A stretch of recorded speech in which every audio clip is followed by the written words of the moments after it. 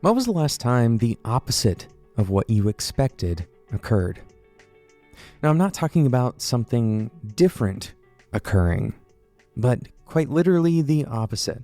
In today's episode, we're going to take a quick look into why this can happen, even against our most kind of convicting intuitions, why we can actually experience something that is entirely the opposite of what we expected to experience. My name is Jonathan Cottrell, and you're listening to Developer T, and my goal on the show is to help driven developers like you connect to your career purpose so you can do better work and have a positive influence on the people around you. As you grow in your career, you will learn more and more just how important it is to understand yourself. Not just understand your preferences, not just understanding your own values, but how you work, how you operate as a human being, and also how other human beings tend to operate. This seems like a constant discussion, and it seems like something that you can file away into, knowledge that you have, right? It seems like you can accomplish this knowledge to a reasonable degree and then move on to more interesting things. But as it turns out, this is a lifelong journey. You're going to continue encountering new experiences with new mixes of people, new relationship context that you haven't encountered before. You're going to continue encountering new parts of your own a way of interacting with the world. And the more that you invest in understanding yourself and understanding others and the way that you work and why you do the things that you do and why others do the things they do, the better you will be as a developer. And not just as a developer in general. Having a high degree of self-awareness and emotional intelligence and the ability to understand why people behave the way they behave, this builds your relationships.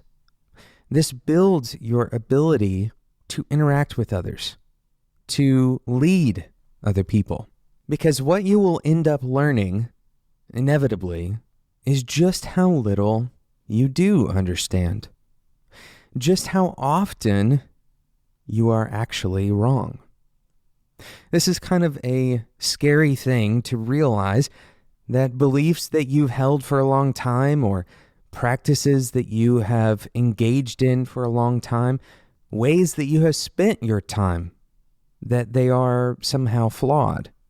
This is a very difficult revelation to come to. Now, once you get comfortable with recognizing and learning about your flaws or learning about kind of the inevitable biases that you will be subject to because you're human, once you get comfortable with that, you can start to live more aware of those flaws and those shortcomings. And this has a profound effect on how you can deal with other people, because as you learn just how flawed your own perception is, your own practices or your own perspectives, your own beliefs, just how easily you can connect to the shortcomings of those things, that will allow you to see others through the same light. If you recognize just how strongly you have held on to beliefs that you now reject, if you take some time to look, really dig deep and remind yourself that you're constantly growing and you're constantly learning, again, this has a profound effect on your ability to have empathy for other people who are different than you, who have a different perspective than you. So I want to talk about this experience of expecting one thing and getting quite literally the opposite. We're going to talk about that in a moment, but first I want to talk about this awesome partnership that Developer T has with Breaker. We announced earlier this week that we broke over 10 million downloads of this show, and that's incredible. The show has always been free because we have awesome sponsors, and we're not going to stop having awesome sponsors. We love our sponsors on this show, but we also wanted to provide an avenue for listeners to support the show directly. So in response to that, we've partnered with Breaker. they allow you to subscribe to an ad-free version of this show. That's kind of the perk of subscribing to that special feed. But really what we're doing is we're providing you a way to show support back to the show and to give us that feedback, extremely valuable feedback, letting us know that you actually get value out of this, that you're actually, your job, your life, your skills are improved because you listen to the show. So as long as that's happening, as long as people are able to get value out of the show, we're going to continue making episodes. We make 3 episodes a week of Developer Tea. And again, it's going to continue to be available for free in our normal ad-supported model, right? That's not going anywhere, but we're adding this extra avenue using Breaker. So how do you subscribe? Download the Breaker app, right? Right now, it is supported on iOS, and Android is coming soon. And by the way, we will announce on this show when Breaker is available for Android. So you don't have to keep tabs on it for yourself. As long as you continue listening to Developer Tea, you will get that information.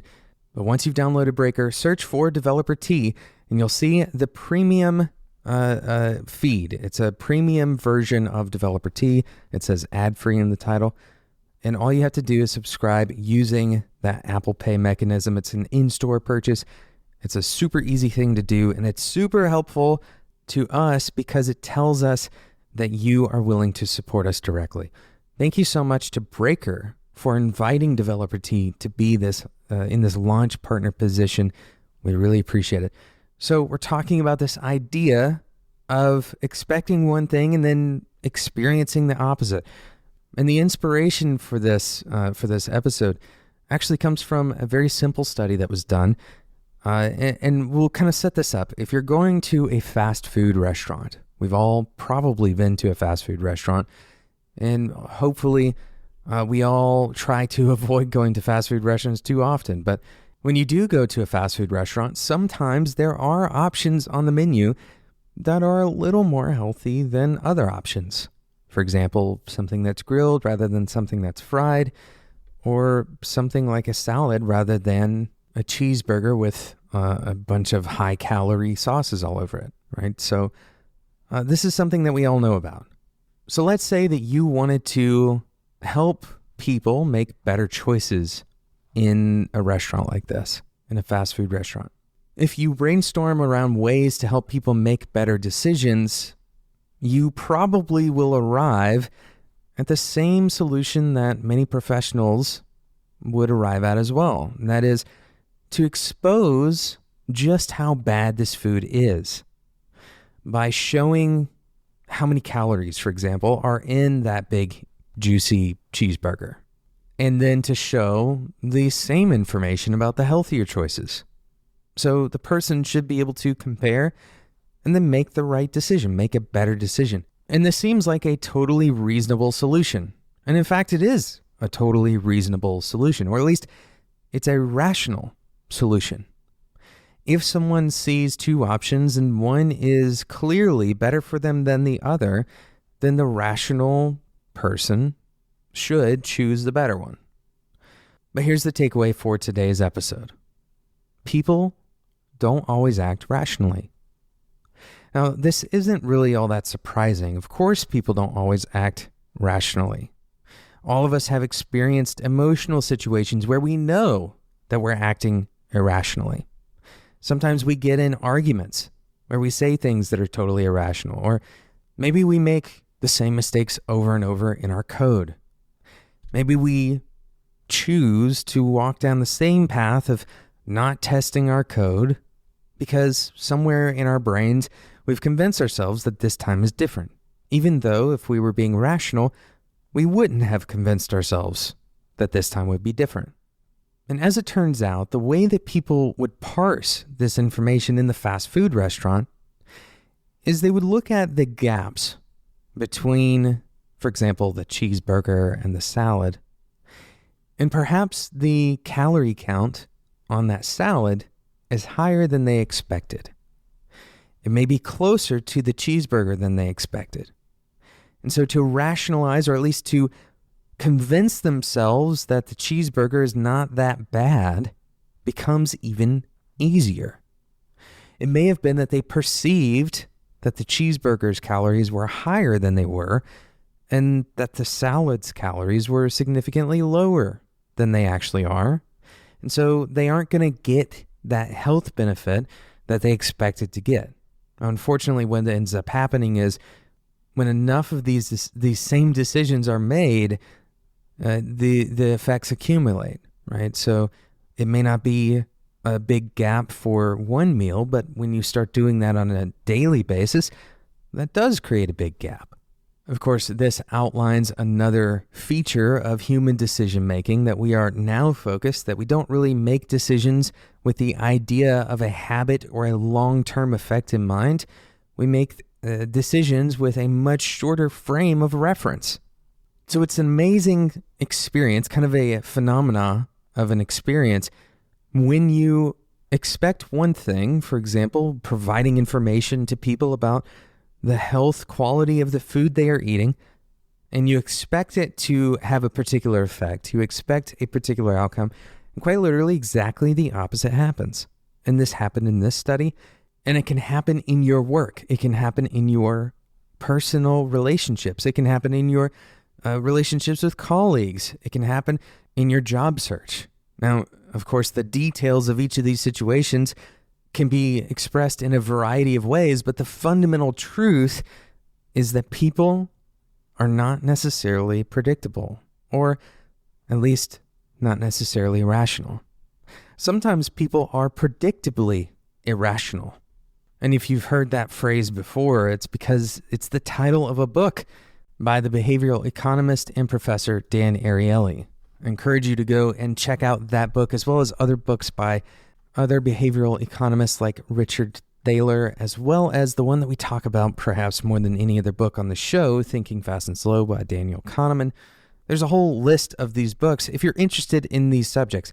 But here's the underlying reality. The truth that you must walk away with is that when you expect something from a person and you're basing that off of a rational response, right? A rational response being something that is illogical, something that is, increasing the welfare of a person and decreasing their risk, right? And in equal portion.